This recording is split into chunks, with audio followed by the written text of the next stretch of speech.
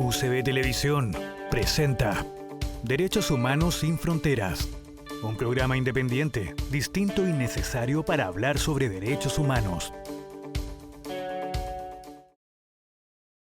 Hola a todos, ¿cómo están? Comenzamos un nuevo capítulo de Derechos Humanos sin Frontera, un programa independiente, diferente, tal como dice nuestra presentación, que llega hasta sus hogares gracias a la Universidad Católica de Valparaíso y también a UCB Televisión, que hace posible la emisión de cada uno de nuestros capítulos. Pero también tenemos que agradecer a los invitados distinguidos que se suman semana a semana a nuestro programa para hablar de temáticas relacionadas siempre a los derechos humanos, un tema que nos incumbe tanto a ustedes como a nosotros, ya que se trata de derechos para todas las personas sin ningún tipo de distinción. Para eso quiero saludar a Erika Botero, que nos acompaña, no solo abogada, sino que también directora jurídica de Derechos Humanos sin Fronteras. ¿Cómo estás, Erika? Ignacia, muy bien, muchas gracias. Muy contenta de estar de nuevo acá en este espacio de Derechos Humanos sin Fronteras. Claro que sí, porque el día de hoy es un programa familiar. Vamos a estar hablando justamente entre integrantes de la familia de Derechos Humanos sin Fronteras para poder hacer llegar hasta sus hogares toda la información necesaria respecto a esta importante temática. Y para ello también quiero saludar a Juan Carlos Moraga, quien es director ejecutivo de Derechos Humanos sin Frontera, involucrado también día a día en esta ardua tarea por llevar los derechos humanos, tal como lo dice su nombre, a cada rincón, a cada persona como corresponde. ¿Cómo estás, Juan Carlos? Muchas gracias, Ignacia, por la invitación a este programa que se mantiene, como dicen ustedes, gracias a la Universidad Católica de Valparaíso, a UCB Televisión y a todos quienes lo hacen posible. Es un reconocimiento que debemos tener siempre presente porque es el primer programa en la televisión chilena que habla sobre derechos humanos y eso es destacable.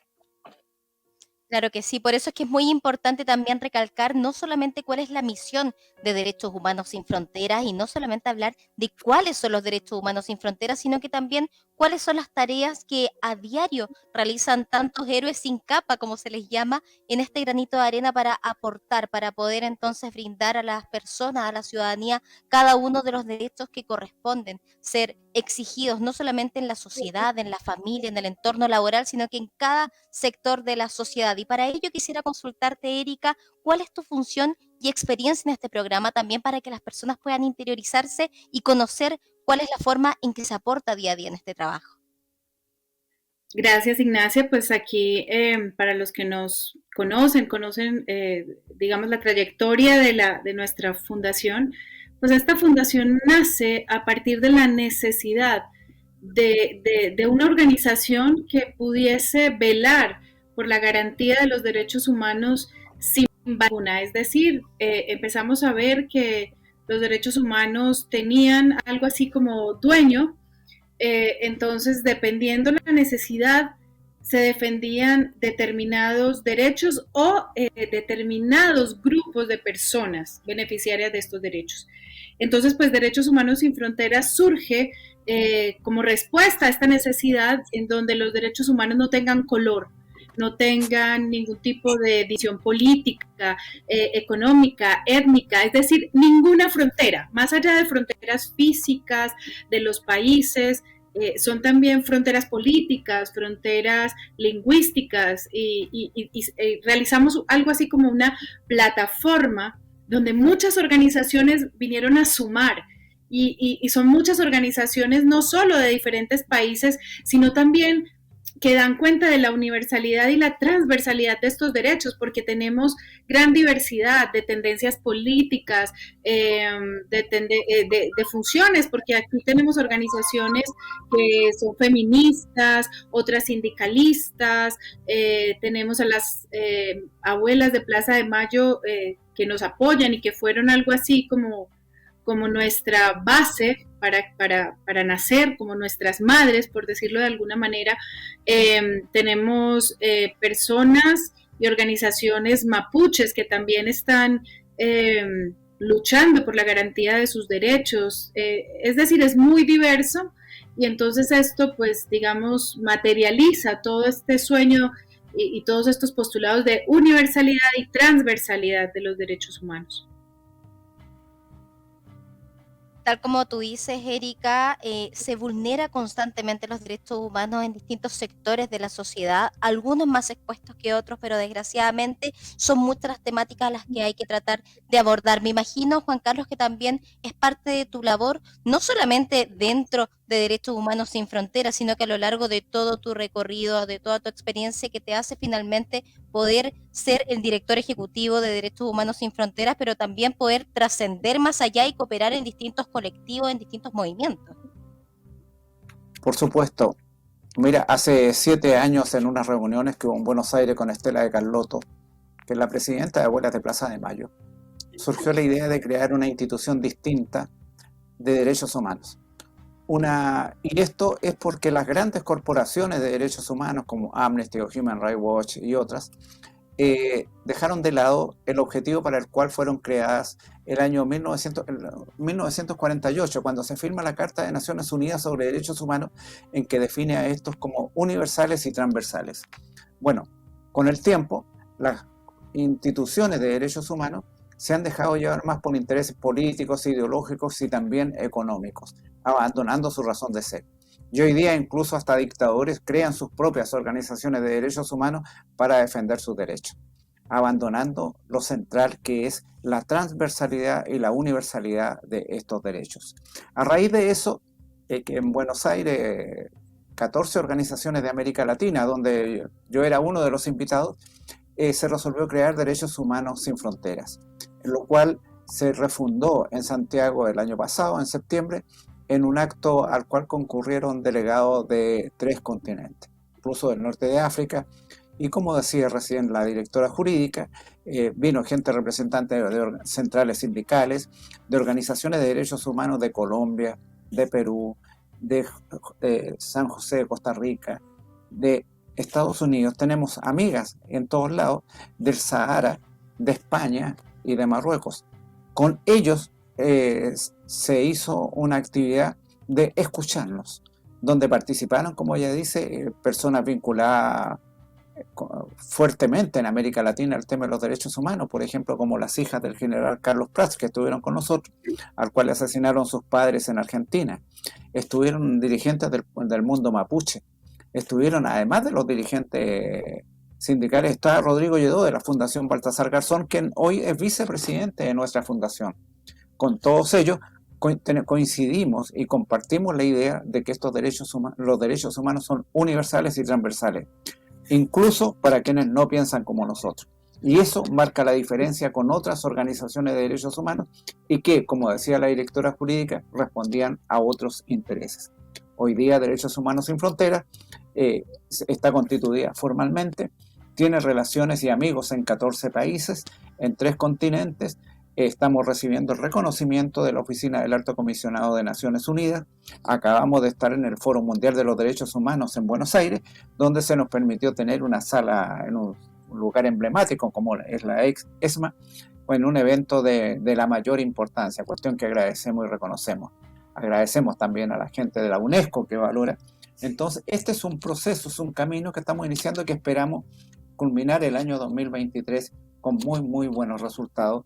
Te digo lo que significa también defender esos derechos donde quiera sean violados, sin importar si quien los viola piensa como nosotros o no piensa como nosotros. Los derechos humanos cuando son violados deben ser condenados, condenando a quien sea que los condene.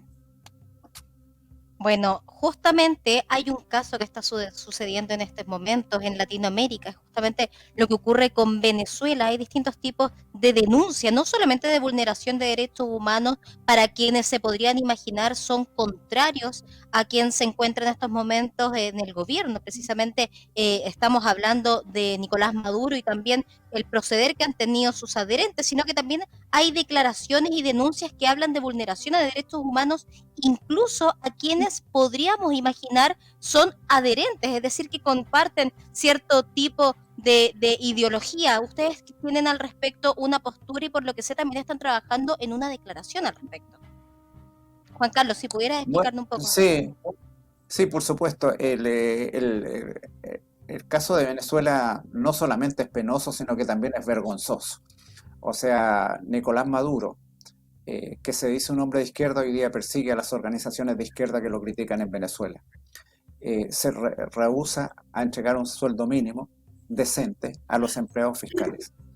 Él mantiene un sueldo base, hoy día en Venezuela es de $15 americanos, que son menos de 15.000 pesos, son 17.000 pesos chilenos al mes. Nadie vive con eso. La gente protesta en las calles y Maduro los reprime. En este momento hay dirigentes sindicales presos, hay dirigentes del Partido Comunista presos. Y tal como tú dices, aquí quienes lo apoyaron, como el Partido Comunista de Venezuela, hoy día es opositor al régimen de Maduro, no solamente por el hecho de violentar sus derechos, sino que también por la corrupción que recorre de la A hasta la Z en ese gobierno. Esa gente que está sufriendo en Venezuela, que es opositora a Maduro, sea de izquierda o de derecha, tiene todo nuestro apoyo y nuestro reconocimiento. Pienso que nosotros, es nuestro deber denunciar estas situaciones y hacerlas ver, sobre todo a quienes hasta ayer solidarizaban y apoyaban a Nicolás Maduro. Maduro tampoco puede definirse como una persona de izquierda, porque el mismo Partido Comunista lo acusa de proponer e imponer un modelo neoliberal, pero un modelo neoliberal para su bolsillo, para sus adherentes, donde existe una clase dirigente que tiene sueldos millonarios que son escandalosos y un pueblo que gana $15 al mes. Entonces, esa situación donde hay dirigentes sindicales y dirigentes sociales presos, donde hay ex compañeros del comandante Hugo Chávez en la cárcel por Maduro, al igual como ocurre en Nicaragua, por los excomandantes sandinistas que tienen encarcelado a Ortega, es una situación nueva que esperamos concluya con un resultado positivo para la democracia y los derechos humanos. Como decíamos antes, nosotros estamos muy preocupados sobre Venezuela. La dirección jurídica de nuestra fundación está preparando un estudio sobre lo que allí ocurre con información que nos llega directamente desde los protagonistas y actores dentro de Venezuela. En eso estamos. Es justamente lo que le quería consultar a Erika Botero, abogada y directora jurídica de Derechos Humanos Sin Fronteras. ¿De qué manera se puede dar en materia legal algún tipo de garantía, de respaldo, cuando estamos hablando de condiciones donde se vulneran sistemáticamente los derechos humanos, donde todo el mundo está de testigo en esta vulneración? Sin embargo, pareciera que no se puede hacer nada. Mira, el caso venezolano es un caso particular, yo la llamo una catástrofe humanitaria, porque finalmente han sido millones de venezolanos quienes han tenido que dejar su país, dejar su familia, dejar sus modos de subsistencia y empezar de cero en unas condiciones deplorables. Digamos, la primera ola de migración, en su gran mayoría pudieron ubicarse en los nuevos países porque tenían los medios económicos para asentarse e incorporarse a los diferentes países donde migraron, pero el día de hoy es una catástrofe humanitaria que nos afecta a todos los países del continente. O sea, esto desbordó la frontera venezolana, es decir, que el respeto a la soberanía de los países que se habla en el derecho internacional, pues en este caso ya desbordó, porque esto nos tocó a todos y venía pasando. Entonces pues hay unas decisiones lamentables que nos afectaron a todos, como el hecho de que Nicolás Maduro haya liberado delincuentes de las cárceles, delincuentes que luego migraron y exportaron su modo de delinquir a países como Colombia. No olvidemos que algunas fuentes dicen, por ejemplo, que Colombia es el segundo país receptor de migrantes en este momento, los cuales se han ido moviendo hacia Perú, hacia Ecuador, pero principalmente Perú y Chile, ¿sí? Y hoy tenemos una situación como la que se está viviendo en la frontera con Perú, de Chile con Perú, pero también la situación social y de seguridad que se viene presentando en todos estos países como Perú, Ecuador, Colombia, Chile, en donde la delincuencia pues se viene asociando con toda esta exportación delictual, fruto de toda esta catástrofe humanitaria que está pasando en nuestros países, especialmente Venezuela.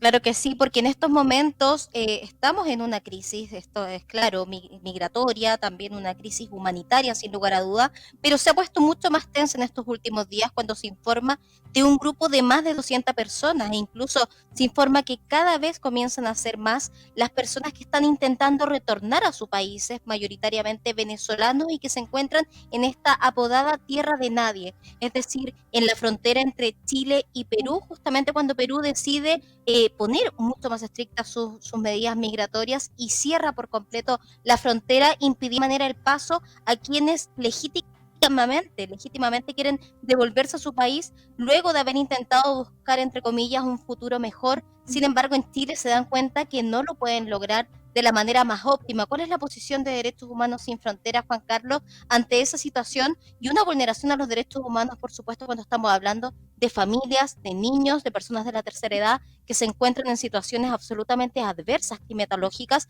pero también en situaciones adversas en su país desde el punto de vista político, en su entorno que nos rodea desde el punto de vista sanitario, desde el punto de vista de la dignidad de los seres humanos? Mira, estamos muy preocupados de esta situación, pero también eso nos permite constatar varios hechos.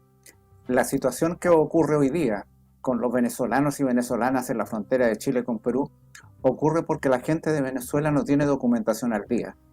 Y ocurre porque la gente, el gobierno de Venezuela, no les renueva la documentación. Entonces, al no tener documentación ni forma de identificarlos, no hay forma de que se les permite el ingreso allá ni la permanencia acá. La mayor responsabilidad hoy día para regularizar esta situación recae en el gobierno de Venezuela, que debe proporcionar documentos de identidad para que ellos puedan viajar, tanto pasaporte como otros documentos. Eso se han negado.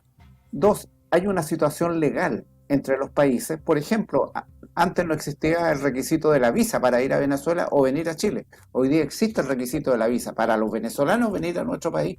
Por ejemplo, en nuestro evento de septiembre pasado vino una delegada, una abogada constitucionalista muy prestigiada en Venezuela, abogada de derechos humanos, que trabajó también con el comandante Chávez, pero que hoy día es opositor a Maduro. A ella le costó muchísimo obtener una visa, si no es por una presión directa y porque tenía pasaporte vigente de antes. Por eso pudo viajar. Pero aquí el problema se resuelve en la medida que la gente del norte, los venezolanos, tengan documentación que los acredite como tales, que certifique su identidad.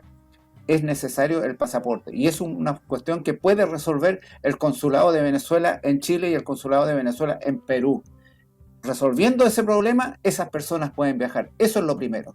Lo segundo, la situación actual, que nos preocupa enormemente porque se debiera crear al norte de Arica, en la frontera con Tacna, lugares de acogida para los inmigrantes, porque no pueden seguir durmiendo las mujeres y los niños al aire libre, en la calle, con el frío enorme que hace en la noche en el norte y el calor que hace en el día.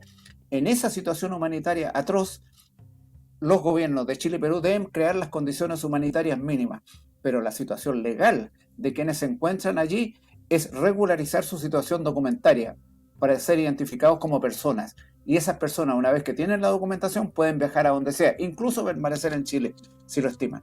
El drama es que no tienen documentación, que ellos huyeron de su país por la grave crisis humanitaria, terrible crisis, como dice la abogada, pero hoy día eso está en manos de las autoridades resolverlo. Ahora se habla de puentes humanitarios, de canales de no sé qué, que van a mandar un avión. Si el problema es más simple, el problema es que vaya a la oficina legal del Consulado de Venezuela en Santiago y regularice la situación de esas personas con documentación al día. Con esa documentación ellos pueden ingresar al Perú o donde quieran, pueden viajar. Hoy día no lo pueden hacer y la responsabilidad mayor recae en esas autoridades.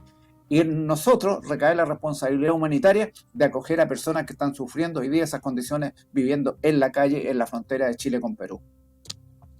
Claro, pareciera ser Ignacio, irrisorio cuando escuchamos al gobierno de Nicolás Maduro exigir garantías al gobierno de Chile, cuando hablan de tratar de venir a hacer este retorno a estos migrantes que están desesperados y que, por supuesto, como bien lo dice Juan Carlos, se encuentra de una manera urgente algún tipo de ayuda. Erika, si pudieras también enfocarnos un poco cómo lo podríamos abordar desde la materia legal, si es que no existe la voluntad por parte de Venezuela, ¿qué puede hacer Chile más allá de tener las ganas de poder recibirlo? Algo que de hecho ya se ve un poco complejo.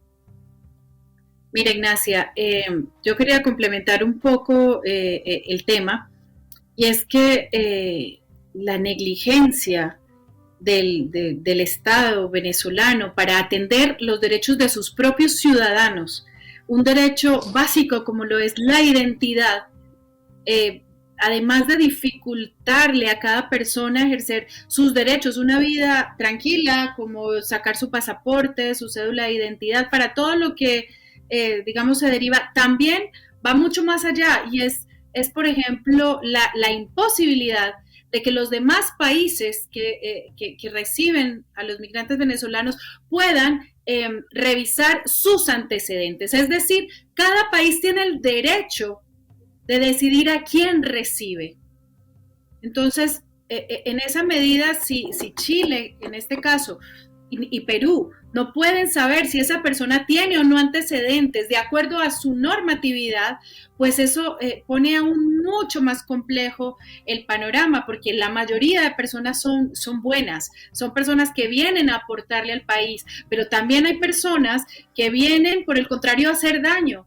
Y esta negligencia y esta ineptitud del Estado venezolano, pues no le permite a estados como el chileno o peruano o colombiano identificar los antecedentes, identificar correctamente a esas personas. Entonces, esto, por uno, pagan todos porque se estigmatiza. Esto de fondo trae problemas como la xenofobia, y una xenofobia que cobra vidas y afecta, porque este problema es un problema que no se va a solucionar de la noche a la mañana, y sería irresponsable decir que se va a solucionar y que es un problema que solo es de Venezuela. Este problema lo tenemos todos, y estas soluciones las tenemos que abordar todos, porque todos tenemos de alguna manera consecuencias de esta crisis en Venezuela, y las soluciones deberían ser concertadas entre todos para poder subsanar la crisis. No olvidemos, perdón que me extienda un poco, que muchos hijos de migrantes ya son chilenos, ya son colombianos, ya son peruanos. Y pues obviamente ya han hecho una vida. Muchas personas, la gran mayoría, han aportado a los países donde se han quedado y aman estos países pues porque les han permitido mejorar su calidad de vida. Pero también los países tienen derecho a decidir a quién dejan entrar y a quién no le van a permitir mantenerse en este país. Y esta situación con Venezuela, pues digamos, dificulta para todos los ciudadanos cuando Chile y Perú, en su legítima, en su hecho de decidir a quién dejan entrar y permanecer en su territorio. Pero también hay otra dificultad, y es que los ciudadanos no tienen conocimiento de los cambios legales, de los procedimientos en esta inmediatez de la frontera. Hay un cambio de normatividad en Perú, en Chile, en los países por los que van caminando, y no hay conocimiento. Entonces, hay un manejo inmediato en terreno que hay que hacer, pero hay que hacerlo de manera colectiva y reconociendo la legitimidad que tienen los estados de decidir a quién dejan entrar o no, pero sin olvidar que los que están ahí son personas que hay que hay que tratar con cierta dignidad para salvar la situación. Así es, después de lo que ustedes explican, es imposible no pensar más allá de las exigencias que se le pueden hacer a los distintos gobiernos, tanto al venezolano, al chileno, al peruano y a los que vayan a estar implicados en esta crisis migratoria y humanitaria. ¿De qué manera también se le puede exigir a la sociedad civil a empatizar en momentos de crisis humanitarias como lo están viviendo ellos, desde los derechos humanos? Si pudieran darme un breve mensaje a quienes nos ven en estas pantallas, de qué manera tratar de abordarlo nosotros como personas, como la sociedad civil, antes de irnos al breve corte comercial. Juan Carlos, si pudieras dar este breve mensaje. No, fundamentalmente la responsabilidad mayor recae en quienes deben identificar. Recién decía la directora jurídica que hay un problema de poca información, no se entrega información. Efectivamente, en Venezuela se vaciaron las cárceles y mandaron gente hacia América Latina que vienen acá a delinquir. Y ese gobierno se niega a entregar los antecedentes, a cooperar con las policías del continente para saber quiénes son. en la medida que no existe un mínimo de cooperación de Venezuela como tal, como país, como gobierno, para ayudar a identificar y saber quiénes son estas personas, mientras no exista esa cooperación de Venezuela, esta situación se va a mantener. Y a ellos les interesa mantener. ¿Por qué? Porque aquí hay una situación humanitaria, una situación de sufrimiento que conmueve a la opinión pública. Pero aquí hay otros antecedentes. ¿A quién le sirve esta crisis y a quién no? Al gobierno de Chile no le sirve, al gobierno de Perú tampoco. ¿A quién le sirve? A quienes explotan esta situación diciendo, miren cómo los tratan, e incluso cuando un dictador viene a hablarnos de derechos humanos es un chiste, un verdadero chiste.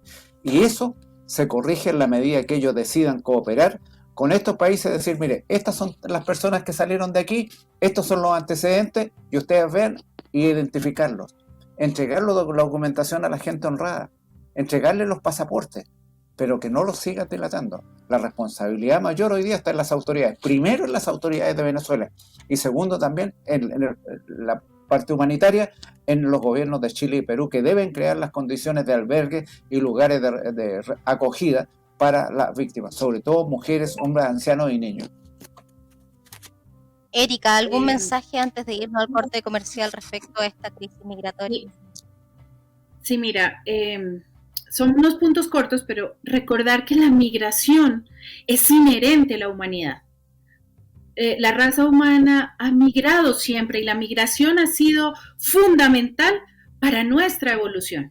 La migración ha permitido la transferencia cultural, la transferencia tecnológica, ha permitido que evolucionemos. Entonces, migrar es natural y es necesario para la humanidad.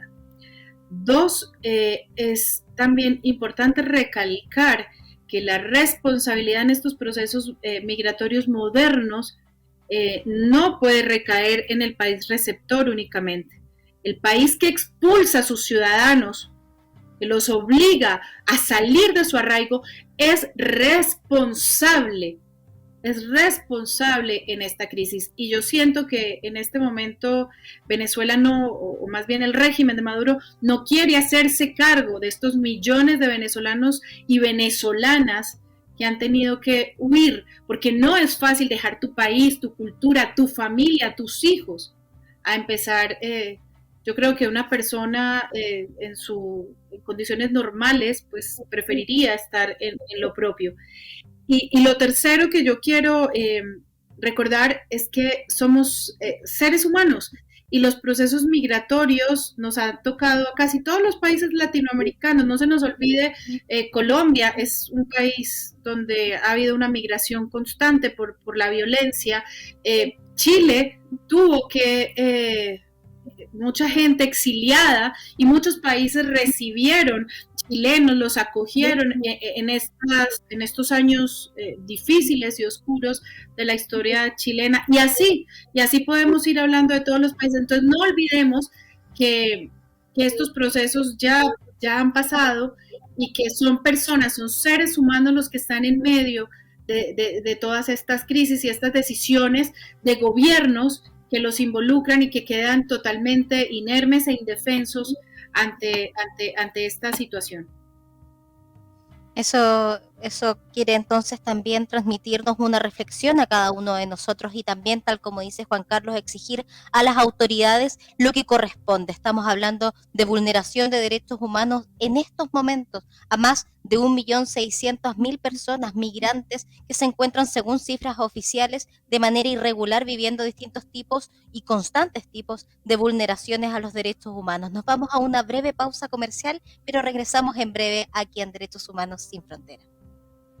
Y ya estamos de regreso en Derechos Humanos Sin Fronteras, que llega hasta sus hogares gracias a UCB Televisión y por supuesto también gracias a la Universidad Católica de Valparaíso. Estamos hablando justamente en el bloque anterior de cuál es la tarea que hace Derechos Humanos Sin Fronteras en estas diversas polémicas que se trata de las crisis migratorias que se está viviendo y también en otras partes del mundo, pero también sé que hay muchas tareas que parecen silenciosas, pero que se trabaja día a día y que justamente tienen la necesidad de poder llegar justamente con Derechos Humanos Sin Fronteras. Juan Carlos, si nos pudieses hablar un poco de cuál es el estatus y cuál es el trabajo que se está haciendo desde Derechos Humanos Sin Fronteras en estos momentos.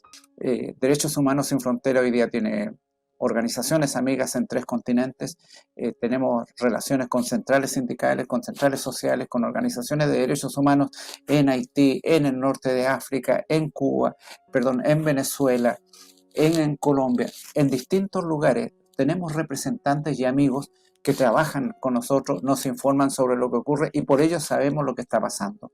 Entonces queremos agradecer a ellos su participación, a lo cual Derechos Humanos Sin Fronteras tiene programada una serie de actividades para lo que queda del año 2023, donde se contempla incluso una visita, por ejemplo, a las víctimas de violaciones de los derechos humanos en el Sahara, dentro de poco. También visitar lo que ocurre, constatar lo que ocurre en Centroamérica, lo que está pasando en Haití, puesto que entregamos nosotros un informe al Alto Comisionado de Naciones Unidas sobre la situación que hay en ese país, a donde viajamos y estuvimos con las víctimas y con las organizaciones de derechos humanos. Con todos ellos estamos vinculados, estamos trabajando, queremos desarrollar nuestro trabajo para seguir fortaleciendo la organización y la fundación, que como decíamos, no solamente cuenta con ellos, sino que con personalidades mundiales de los derechos humanos, entre los que se encuentra Abuelas de Plaza de Mayo, que está propuesta para el Premio Nobel de la Paz, a lo cual apoyamos con entusiasmo y coraje y aplauso y con todo el corazón para que ese Premio Nobel le sea otorgado a las Abuelas de Plaza de Mayo, que realmente se lo merecen. Son mujeres que hace 47 años, en esta fecha, dieron la vuelta por primera vez, hicieron la primera ronda frente a la Casa Rosada y la hicieron caminando porque no podían estar reunidas, más de 2 o 3 personas no podían reunirse, entonces ellas la hacían caminando, por eso se llama la ronda, y giraban alrededor de ese pequeño obelisco frente a Casa Rosada reclamando por la vida y dónde están sus hijos y nietos. Con ese reconocimiento, con esos apoyos que tenemos, con los reconocimientos personales que a nuestra periodista le entregó el mismo juez Baltasar Garzón en Buenos Aires, nosotros nos sentimos motivados para seguir adelante en nuestra pelea, para seguir adelante con nuestra fundación, que esperamos pronto de conocer también su nuevo directorio, donde está ejerciendo desde ya Rodrigo Lledó como vicepresidente, quien fuera director de la Fundación Baltasar Garzón, con nosotros. Con todos ellos estamos trabajando, esperamos seguir y entregar los mejores resultados a fin de año y hacer un balance del año 2023 donde se nos diga y se nos reconozca que realmente hemos sido coherentes y consecuentes con el objeto de nuestra fundación, defender los derechos humanos donde quiera sean violados. Y todo esto que hemos hecho porque yo también fui un refugiado en Alemania, fui exiliado, donde me acogió el gobierno de ese país, de Alemania Federal, donde al llegar nos dieron un documento de identidad que es un pasaporte, el Frente en Paz, reconociéndonos el derecho a la existencia como persona, cuestión que hoy día se le niega a los inmigrantes que se encuentran en la frontera de Perú con Bolivia, con Chile. Entonces creemos que es un derecho humano que hay que respetar y nosotros vamos a ser coherentes y consecuentes con el objeto de nuestra fundación. Y la otra parte que es muy importante de lo que nosotros hacemos es defender a quienes nos defienden.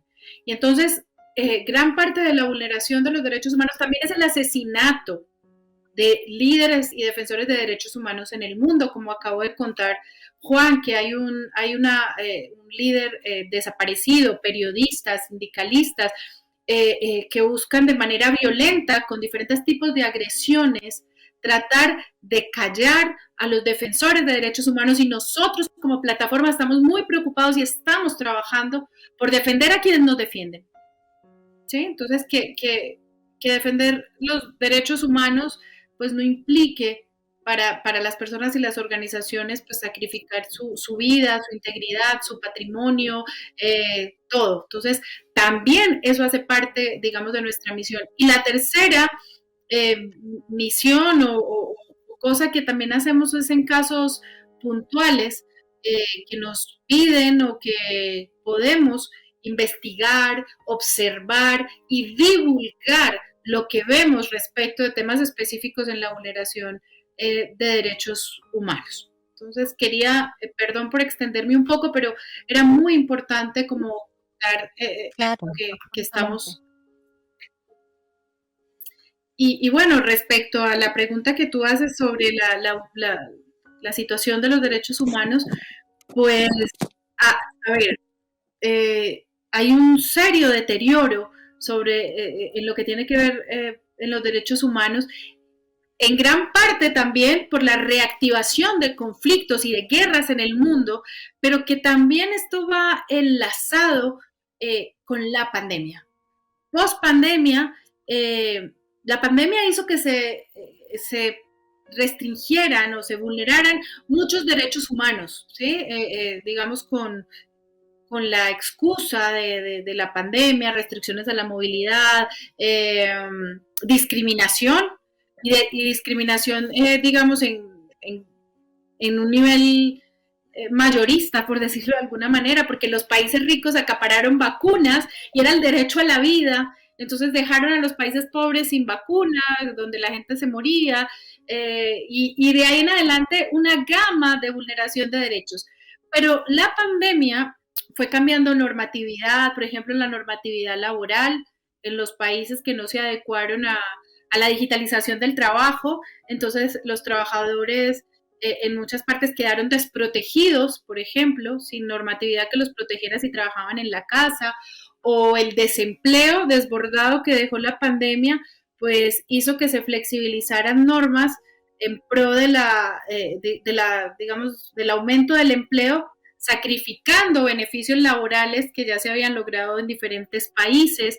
Entonces hay una relación directa de esto con la vulneración de derechos humanos que ha ido en aumento y también pues, siguen pasando cosas, como lo decía yo en Argentina, las mujeres, por ejemplo, afganas no pueden, perdieron el derecho a ir al colegio, a ir a estudiar, los periodistas cada vez son más amenazados, la democracia incluso con las nuevas tecnologías de la información, la inteligencia artificial, la información para los votantes no es clara, su derecho legítimo a decidir se está viendo amenazado por las fake news o por la violencia o por la pobreza, entonces es una situación muy grave, pero también nueva, porque hay unas nuevas amenazas a los derechos humanos, pero eso lo podemos hablar en otro programa para profundizar.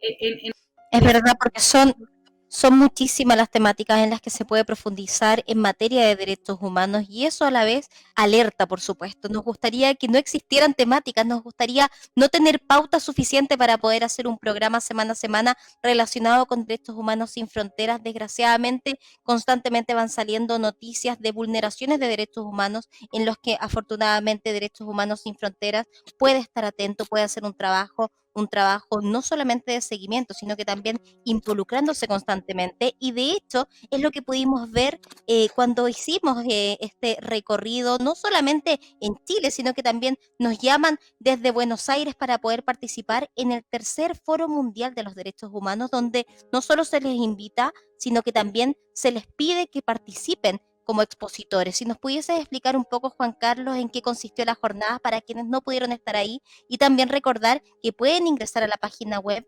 www.dhsinfronteras.org para poder revisar aquellos momentos e incluso grabaciones con entrevistas inéditas que se realizaron en aquella jornada. Juan Carlos, ¿cuál fue tu sensación después de esta participación? No, primero fue un gran esfuerzo. Primero agradecer a la UNESCO y a los organizadores que hayan seleccionado a Derechos Humanos Sin Fronteras como una de las organizaciones con derecho a exponer, levantar un panel, que es lo que hicimos con una sala llena de personas, donde expusieron delegados nuestros que llegaron desde el mundo mapuche, pero también desde el norte de África, desde otros lados, para exponer junto a nosotros en ese Foro Mundial de los Derechos Humanos. Es importante que este esfuerzo también lo hicimos porque concurrimos con nuestra gente de Derechos Humanos Sin Fronteras, prensa encabezado también por María Ignacia, que conduce este programa, para hacer entrevistas, que fueron como 12, tengo entendido, donde se entrevistó al juez Baltasar Garzón, al teórico Juan Carlos Monedero, a las abuelas de Plaza de Mayo, a las madres, a los dirigentes, a los nietos recuperados de las abuelas de Plaza de Mayo, con quienes se hizo un trabajo de información que se encuentran también en un documento de nuestros videos. Entonces, para nosotros fue una oportunidad y un honor haber participado en este Foro Mundial. Y más aún porque en ese Foro Mundial hay organizaciones a las cuales se les negó la participación. y se les negó porque eran cómplices o justificaban la violación de los derechos humanos en algunas partes, porque había un acuerdo de la comisión organizadora impuesto por la UNESCO y por Abuelas de Plaza de Mayo de que nadie, ninguna organización o persona que estuviera vinculada a juicios por violación a los derechos humanos podía participar. Entonces se les dejó afuera. Una de ellas, por ejemplo, fue el caso del Frente de Polisario. Había un representante de Ortega de Nicaragua también y otros de por ahí de la derecha, que no se les permitió. Se enojaron y, a diferencia de ellos, nosotros sí participamos con nuestra gente y tuvimos gente destacadísima como el mismo Baltasar, perdón, no Baltasar, ¿cómo se llama? Erika, nuestro amigo que participó, el que acogió a las abuelas de Plaza de Mayo en Ginebra, que era Melchor, que es un destacado diplomático de Naciones Unidas, que acogió a las abuelas cuando todos decían que eran unas viejas locas hasta el año 78, cuando andaban reclamando a sus hijos y nietos. Entonces, con ellos estuvimos durante esos días. Les agradecimos nuestra prensa. Llevamos un equipo donde la productora de Camila Araya, que está la productora, estaba productor en esa ocasión. También estuvo en la cámara la otra Camila, la Camila Moraga, y en la conducción la María Ignacia, haciendo las entrevistas. Fue una jornada fructífera, aprendimos mucho, pudimos escuchar, pudimos ver y estar con gente. También escuchar las palabras conceptuosas hacia nuestra fundación por parte del mismo juez Garzón y de otras personas. Yo tuve la distinción, gracias a Abuelas de Plaza de Mayo, también de tener una breve conversación privada con el presidente de Argentina, con el presidente Fernández, donde nos felicitaban por el trabajo nuestro. La gente que vino del norte de África, con quienes esperamos seguir la relación trabajando, están pendientes de lo que estamos haciendo. Entonces, yo creo que la evaluación final de lo de Buenos Aires fue muy, muy positiva. Agradecer que se haya seleccionado a nuestra fundación, que, ojo, de Chile fueron solamente 3 organizaciones. Y entre esas 3 estamos nosotros. Postularon a ser seleccionadas más de 2.000 organizaciones, y fueron seleccionadas 400. Entonces, y nosotros estar ahí y estar en el lugar de la ESMA, que fue un lugar militar donde se torturaba, fue muy, muy aleccionador, emocionante, y que nos motive, un lugar de motivación para seguir adelante en lo que estamos haciendo. Por eso la evaluación final es muy, muy positiva sobre lo que ocurrió en Buenos Aires en el Foro Mundial de los Derechos Humanos. Claro que sí, también es gratificante saber que hay muchas personas al unísono trabajando por defender los derechos humanos y, tal como lo dice el nombre de Derechos Humanos Sin Fronteras, no solamente el trabajo se encuentra dentro de nuestro país, sino que también donde se requiera poder defender algún tipo de causa. Pero desgraciadamente en nuestro país no estamos indiferentes de causas, sino que también existen constantemente, y una de ellas es la vulneración de los derechos humanos a nuestros pueblos originarios. Erika, yo sé que hay mucho que hablar al respecto y, como siempre, vamos a quedar con ganas de conversar más, pero si pudieras comentarnos en qué está trabajando Derechos Humanos Sin Frontera respecto a la vulneración que están viviendo muchas personas pertenecientes a los pueblos originarios y que en estos momentos están tratando de pedir ayuda porque desgraciadamente no se les está garantizando este derecho básico. Mira, nosotros tenemos el honor de compartir en nuestra organización con una lideresa mapuche, que quisiera pues aquí mencionarla, que es Grisel. Ella ha abanderado la lucha por diferentes temas de su comunidad. El tema del pueblo mapuche es muy complejo porque no es una sola demanda la que tienen, sino que son demandas territoriales, son demandas de reconocimiento, son demandas de derechos humanos. Entonces, básicamente aquí hemos realizado acompañamiento a los presos políticos mapuches, escuchar, verificar lo que está pasando, pero también tenemos el honor que Rodrigo Lledó, que es nuestro compañero, nuestro vicepresidente, está representando al pueblo mapuche en una solicitud de arbitraje en La Haya. Entonces, esto es muy, muy, muy, muy importante y pues tenemos el honor de que Rodrigo haga parte de nuestra organización y que además de esto, pues nosotros también estamos constantemente acompañando al pueblo mapuche. También hay otros abogados y otras personas que hacen parte, que acompañan y que luchan cada uno poniendo su grano de arena para tratar de mejorar la situación y con diferentes posturas, con diferentes intereses. Aquí pues tratamos de conciliar y de acompañar y de garantizar pues estos derechos para poder lograr pues, un mundo mejor, un mundo más justo, y en eso estamos ahora.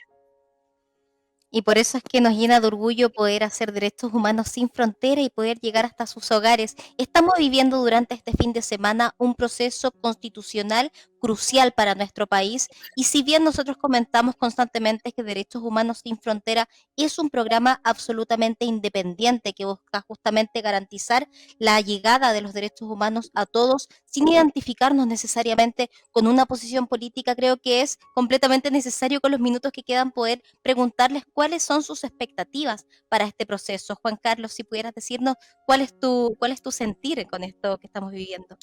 Mire, hay sensaciones encontradas. Primero, duele que el tema de los derechos humanos, todo el mundo habla de los derechos humanos, pero es un tema que siempre se trata de ser manejado y manipulado políticamente para uno u otro sector. Entonces, y no se hacen esfuerzos serios. Se está votando la elección de quienes van a redactar la nueva Constitución.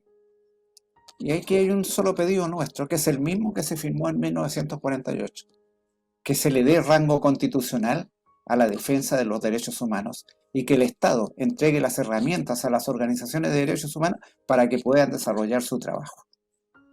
Un trabajo donde los derechos humanos sean entendidos como universales y transversales. No como hoy día, y perdonen la crítica, de que quienes a veces usan los derechos humanos o han sido víctimas de atropello a los derechos humanos, pero les sirve para escalar política y hoy día desde el Parlamento presiden comisiones de derechos humanos, pero que al final responden más a los partidos políticos que a la defensa transversal y universal de los derechos humanos. Pienso que la futura Constitución debe contemplar con rango constitucional la defensa de los derechos humanos. Y dentro de eso debe garantizar a las organizaciones de derechos humanos, las que cumplan realmente el objeto para el que fueron creadas, los recursos y las herramientas necesarias para que funcionen.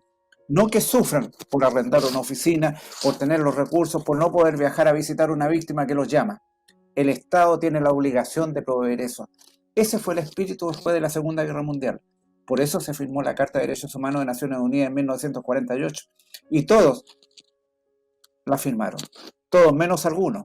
Por ejemplo, una cosa extraña, la Unión Soviética en esa época no firmó la Carta Universal de los Derechos Humanos. Estados Unidos se obtuvo. Las grandes potencias que se repartieron en el mundo no estuvieron presentes. Hoy día todos hablan de eso. Pero, ojo, debe tener un rango constitucional. Como se dice, nosotros no podemos opinar de política ni en favor ni en contra. Cada uno puede tener la posición que quiera sobre esto del plebiscito, que es un plebiscito bastante extraño después de que el 82% vota que quiere una nueva constitución, después gana el rechazo, pero ese rechazo no es que votara por una posición a favor o en contra de un gobierno, es un 63% de rechazo crítico del sistema, al cual no le han cumplido con sus demandas, que son las que generaron el estallido social. Y dentro de esa está el tema de los derechos humanos. Nosotros queremos que los derechos humanos sean universales, no manipulados desde la oficina de un partido político, porque eso degrada la lucha por los derechos humanos. Estamos peleando por eso, estamos haciendo un esfuerzo serio y vamos a hablar con quien sea necesario. Por eso condenamos la violación de los derechos humanos, sea el gobierno de izquierda o derecha, sea quien sea, que los viole debe ser condenado y las víctimas de esas violaciones tienen en nosotros un aliado y un amigo. Esperamos ser coherentes y consecuentes con ese mandato. Es una profunda reflexión para culminar este interesante capítulo de Derechos Humanos sin Fronteras. Quiero darle las gracias a Erika Botero, abogada y directora jurídica de Derechos Humanos sin Fronteras, y también a Juan Carlos Moraga, director ejecutivo de Derechos Humanos sin Fronteras. Pero también quiero agradecerles a ustedes y a la tremenda sintonía que nos acompaña semana a semana por UCB Televisión, gracias a la Universidad Católica de Valparaíso. También quiero agradecer al Hotel Nova Park con sus preciosas instalaciones que hacen posible las grabaciones en dicho lugar, y también quiero invitarlo a que ingrese a nuestra página dhsinfronteras.org para que no se pierda ningún detalle y pueda acompañarnos también en esta tarea de difundir los derechos humanos, porque son de todos y son sin frontera. Que esté muy bien. UCB Televisión presentó Derechos Humanos sin Fronteras, un programa independiente, distinto y necesario para hablar sobre derechos humanos.